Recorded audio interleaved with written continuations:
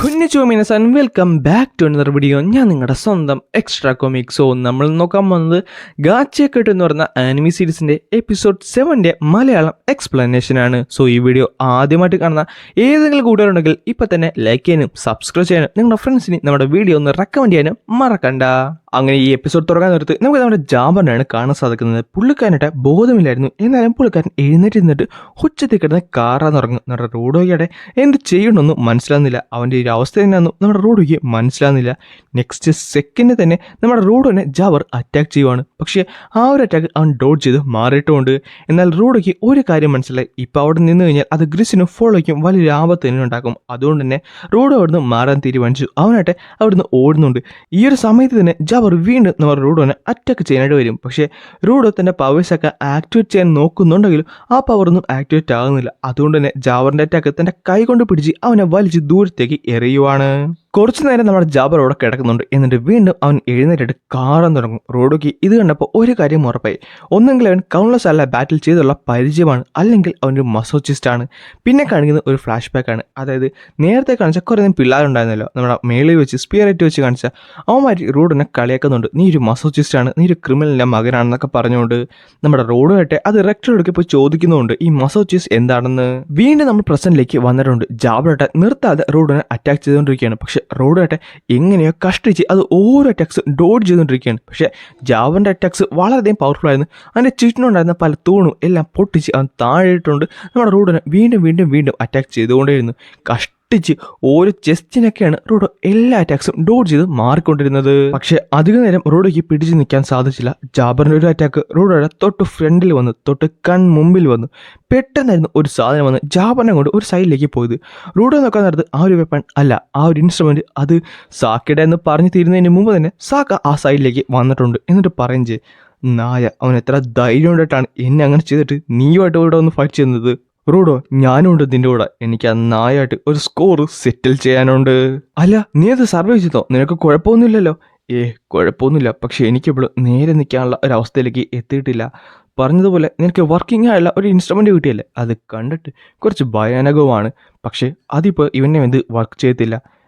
എനിക്ക് മനസ്സിലായി, അത് ഹോസ്റ്റലുണ്ടെങ്കിൽ മാത്രമേ വർക്ക് ചെയ്യത്തുള്ളല്ലേ. സോ നിനക്ക് മനസ്സിലായോ? പിന്നെ അല്ലാതെ ഞാൻ നിങ്ങളുടെ ഫൈറ്റ് കുറച്ച് നേരമായി കണ്ടുകൊണ്ടിരിക്കുമായിരുന്നു. ഞാൻ നോക്കുമായിരുന്നു നീ എങ്ങനെയാണ് ഫൈറ്റ് ചെയ്യുന്നത്, നിൻ്റെ പവേഴ്സും അവൻ്റെ പവേഴ്സും എന്തൊക്കെയായിരുന്നു. പക്ഷേ എനിക്ക് അവിടേക്ക് വരണമെന്നുണ്ടെങ്കിലും എനിക്ക് വരാൻ പറ്റിയില്ല. കാര്യം അത്രത്തോളം വീക്കായിരുന്നു എൻ്റെ ബോഡി. ഏകദേശം ഇപ്പോൾ എനിക്ക് നിൽക്കാനുള്ള ഒരവസ്ഥയിലേക്ക് എത്തിയിട്ടുണ്ട്. പക്ഷേ ഈ ഒരു ബോഡി കൊണ്ട് എനിക്ക് അവനെ അറ്റാക്ക് ചെയ്യാൻ സാധിക്കത്തില്ല. നിൻ്റെ ഡിഫൻസിനായിട്ട് ഇപ്പോൾ അവനെ ഒന്നും ചെയ്യാനും സാധിക്കത്തില്ല. അതുകൊണ്ട് ഞാനൊരു വഴി പറയാം റൂഡോ, ഞാൻ നിന്നെ അറ്റാക്ക് ചെയ്യട്ടെ. ഇത് കേൾക്കാനത്ത് നമ്മുടെ റൂഡോ ഞെട്ടിപ്പോയി. അല്ല നീ എന്താണ് ഈ പറയുന്നത്? ഇതൊരു ടെസ്റ്റ് മാത്രമാണ്. സോ ഒരേ ഒരു വട്ടം ഞാൻ നിന്നെ ഒന്ന് അറ്റാക്ക് ചെയ്യട്ടെ. നിനക്കറിയാലോ എനിക്കിപ്പോൾ പ്രോപ്പർലി അനങ്ങാൻ സാധിക്കത്തില്ല. സോ ഞാൻ നിന്നെ അറ്റാക്ക് ചെയ്ത അതിനെ ട്രിഗർ ചെയ്ത് എനിക്ക് ആവശ്യമുള്ള സ്ഥലത്തേക്ക് നിനക്ക് എന്നെ എത്തിക്കാൻ സാധിക്കുമല്ലോ. അങ്ങനെയാണെന്നുണ്ടെങ്കിൽ അതെന്തുകൊണ്ട് നല്ലതാവും. പിന്നെ അവൻ്റെ ക്ലോസും എൻ്റെ ആ ഒരു സ്റ്റാഫും വെച്ച് നോക്കാത്ത എൻ്റെ സ്റ്റാഫിനാണ് അഡ്വാൻറ്റേജ് ഉള്ളത്. അവൻ്റെ ക്ലോസ് എത്തുന്നതിന് മുമ്പ് എൻ്റെ സ്റ്റാഫ് അവനെ എത്തുന്നതായിരിക്കും. പെട്ടെന്ന് നമ്മുടെ ജാബർ വീണ്ടും എഴുന്നേറ്റിട്ടുണ്ട്. പക്ഷേ ഇപ്പോഴും അവന് ബോധം തിരിച്ചു കിട്ടിയിട്ടില്ല. നെക്സ്റ്റ് സെക്കൻഡ് തന്നെ അവൻ ഒരു സെക്കൻഡ് പോലും വേസ്റ്റ് ചെയ്യാതെ തന്നെ നമ്മുടെ റോഡ് തന്നെ സാക്കിനെ അറ്റാക്ക് ചെയ്യാനായിട്ട് വരുന്നുണ്ട്. അവരായിട്ട് രണ്ട് സൈഡിലേക്ക് മാറുന്നുണ്ട്. എന്നിട്ട് പറയുകയും ചെയ്യും, നീ എന്തായാലും സൂക്ഷിക്കുന്നതല്ല. കാര്യം അവൻ്റെ കയ്യിൽ നിന്നുള്ള ചെറിയൊരു സ്ക്രാച്ച് കിട്ടിയാൽ പോലും നിനക്ക് എഴുന്നേക്കാൻ പോലും പറ്റാത്ത അവസ്ഥയിൽ നീ താഴെ കിടക്കേണ്ടി വരും. അതുകൊണ്ട് ഒരു സ്ക്രാച്ച് കിട്ടാതെ മാക്സ് ഒന്ന് നോക്കിയോ. അത് മാത്രമല്ല അത് കാണാൻ നേരത്തെ തന്നെ എനിക്ക് തന്നൊരു ദേഷ്യം വരികയും ചെയ്യും. റൂഡോ നീ എന്തായാലും തയ്യാറായിക്കോ, ഞാൻ നിന്നെ അറ്റാക്ക് ചെയ്യാൻ പോയെന്ന് പറഞ്ഞിട്ട് റൂഡോനെ നമ്മുടെ സാഗ അറ്റാക്ക് ചെയ്യാനായിട്ട് വരികയും പെട്ടെന്ന് ആ ഒരു പവർ ആക്ടിവേറ്റ് ചെയ്തിട്ട് നമ്മുടെ സാക്കനെ കൊണ്ട് ജാബറിൻ്റെ തൊട്ട് ഫ്രണ്ടിൽ നിർത്തി ജാബറിനെ നമ്മുടെ സാഗ അറ്റാക്ക് ചെയ്ത് ദൂരത്തേക്ക് എറിയുകയും ചെയ്യും. സോ അത് ശരിക്കും വർക്ക് ചെയ്തില്ലേ. ഈ സമയത്ത് റൂഡോ പുറകിൽ കിടന്ന് കാണുന്നുണ്ട്. അപ്പോൾ നീ എന്നെ ശരിക്കും അറ്റാക്ക് ചെയ്യാനായിട്ട് വന്നതാണല്ലേ എന്ന് പറഞ്ഞിട്ട് റൂഡോ ഞാൻ പറഞ്ഞില്ലേ ഇതൊരു ടെസ്റ്റ് മാത്രമായിരുന്നു. പക്ഷേ എന്തായാലും അത് വർക്കൗട്ട് ചെയ്യുമെന്ന് നിനക്ക് മനസ്സിലായില്ലേ. അടുത്ത സെക്കൻഡ് തന്നെ വീണ്ടും ആ പതുക്കെ നടന്ന് നമ്മുടെ റോഡോടെ പുറകിൽ വന്ന് നിൽക്കും. എന്നിട്ട് പറഞ്ഞ് ഇതെല്ലാം ഒരു ടീം വർക്കാണ്, അതുകൊണ്ട് നീ അങ്ങനെ മാത്രം കരുതിയാൽ മതി എന്ന് പറഞ്ഞിട്ട് റോഡിനെ പുറകിൽ നിന്ന് അവൻ വീണ്ടും ഒരു വലിയൊരു അറ്റാക്ക് ചെയ്യാനായിട്ട് വരും. എന്നാൽ ആ പവർ വീണ്ടും ആക്ടിവേറ്റ് ആയിട്ട് നമ്മുടെ സാക്കിനെ വീണ്ടും നമ്മുടെ ജാഗറിൻ്റെ അടുത്തേക്ക് കൊണ്ടുചെല്ലും. ഇത്തവണ കുറച്ച് പവർഫുൾ അറ്റാക്ക് തന്നെയായിരുന്നു. നമ്മുടെ ജാഗറായിട്ട് അവിടെ താഴെ വീണ് നടപ്പുണ്ട്. ആ സമയത്ത് സാക്ക പറയുന്നുണ്ട്, സോ നിനക്ക് എന്നെ കുറച്ചുകൂടെ ഫ്രണ്ടിലേക്ക് കൊണ്ടുപോകാൻ സാധിക്കുമല്ലേ. അങ്ങനെ വീണ്ടും റോഡ് അവിടേക്ക് ഓടി വരും. സാക്ക വീണ്ടും അവനെ അറ്റാക്ക് ചെയ്യും. ആ ഒരു കോംബോ വർക്കാകുന്നുണ്ട്, നന്നായിട്ട് തന്നെ വർക്കാകുന്നുണ്ട്. നമ്മുടെ ജാഗറിനായിട്ട് സാക്ക നിർത്താതെ ഒരു കൈയും കണക്കില്ലാതെ അറ്റാക്ക് ചെയ്യാനായിട്ട് തുടങ്ങും. നിർത്താതെ ഓരോ അറ്റാക്ക് ചെയ്ത് നമ്മുടെ ജാഗറിനെ ഒരു പരുവമാക്കും. അവസാനം നമ്മുടെ ജാഗറിന് ബോധം തിരിച്ചു കിട്ടുന്ന രീതിയിൽ വരെ അവനെ അറ്റാക്ക് ചെയ്യും. ആൻഡ് ബോധം കിട്ടിയ നെക്സ്റ്റ് സെക്കൻഡ് തന്നെ ഒരു മാസീവ് ആയിട്ടുള്ള അറ്റാക്ക് ചെയ്തുകൊണ്ട് അവനെ ഫുള്ളി ഡിഫീറ്റ് ചെയ്തുകൊണ്ട് അവരങ്ങനെ അവനെ ഡിഫീറ്റ് ചെയ്ത് കഴിഞ്ഞിട്ടുണ്ട്. പക്ഷെ നമ്മുടെ സാക്കയ്ക്ക് അവിടെ എഴുന്നേറ്റ് നിൽക്കാനുള്ള ആവത് കൂടിയില്ല. അവൻ വീട്ടിൽ താഴത്തേക്ക് വീണു പോകുന്നുണ്ട് എന്ന് പറയും ചെയ്യും. സോ അവസാനം എല്ലാം കഴിഞ്ഞില്ലേ.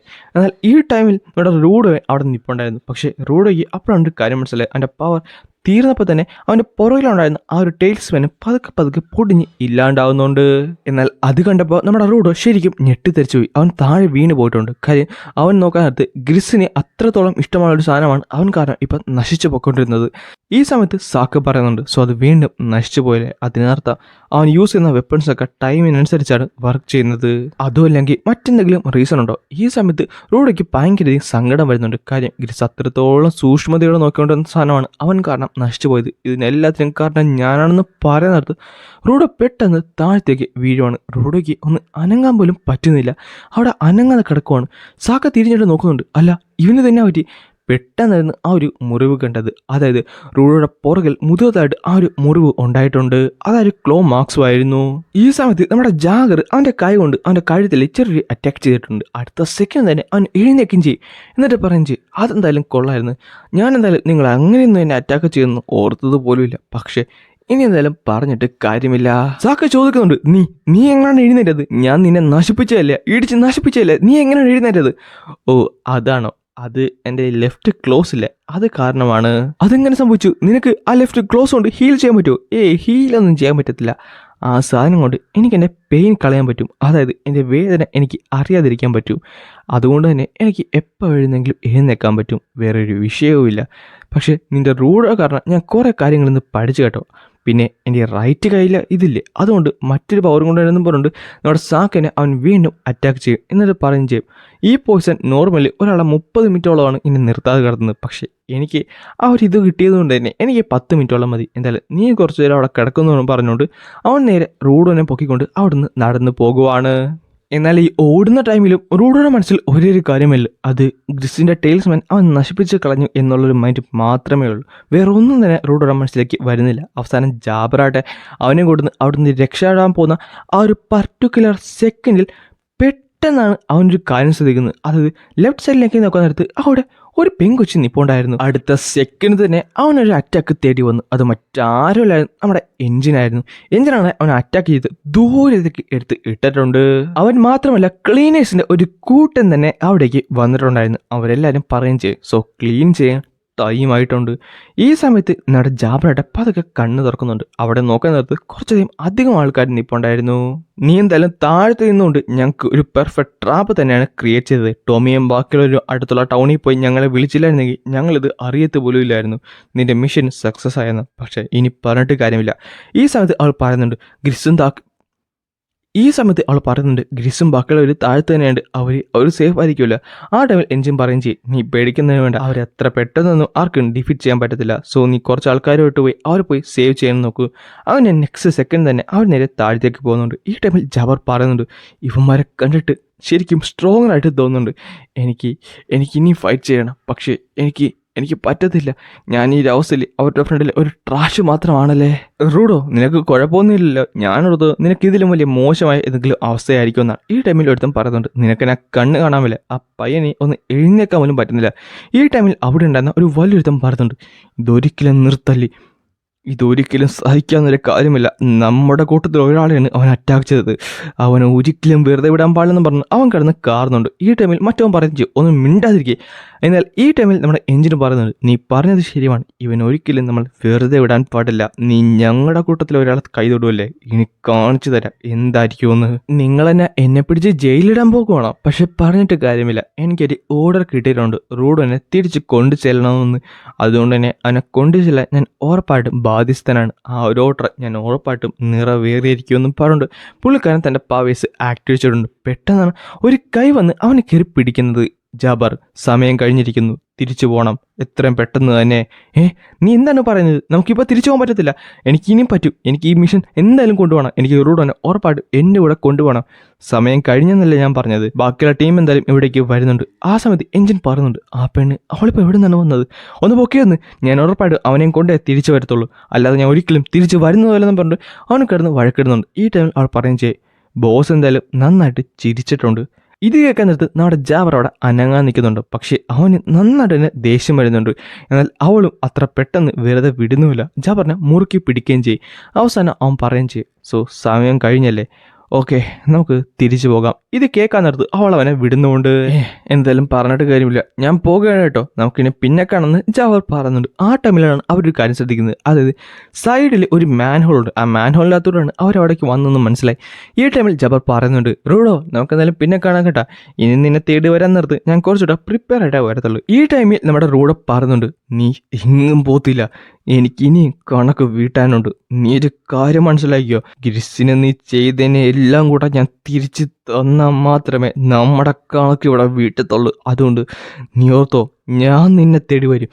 ആ ടൈമിൽ ജാബർ പറയുന്നുണ്ട്, സോ നിന്നെ ഞാൻ ഉറപ്പായിട്ടും വീണ്ടും കാണാൻ വരും. ആ ടൈമിൽ തന്നെ അവൻ മറ്റൊരു കാര്യം ശ്രദ്ധിക്കും, നമ്മുടെ റൂഡോയുടെ കൈ കിടക്കുന്ന ആ ഒരു ഗ്ലൗസ്. എന്നിട്ട് അവൻ പറയുന്നുണ്ട്, സോ നിന്റെ കയ്യിൽ സീരീസ് ഉണ്ടല്ലേ? ഇത് കേൾക്കാനത് എല്ലാവരും ഒന്ന് ഞെട്ടുന്നുണ്ട്. എന്നിട്ട് പറയുകയും ചെയ്യും, അതെന്തായാലും കൊള്ളാം, അത് വലിയൊരു കോയിൻസിഡൻസ് ആയിപ്പോയി. ബോസ് നിന്നെ കണ്ടു കഴിഞ്ഞാൽ ഉറപ്പായിട്ടും ഹാപ്പിയായി മാറുമെന്നും പറഞ്ഞുകൊണ്ട് അവൾ അവിടുന്ന് അതിൻ്റെ അകത്ത് നിന്ന് കയറി പോയിട്ടുണ്ട്. ഈ ടൈമിൽ ജാബറും അതിൻ്റെ കൂടെ തന്നെ അകത്തേക്ക് കയറി പോകുന്നുണ്ട്.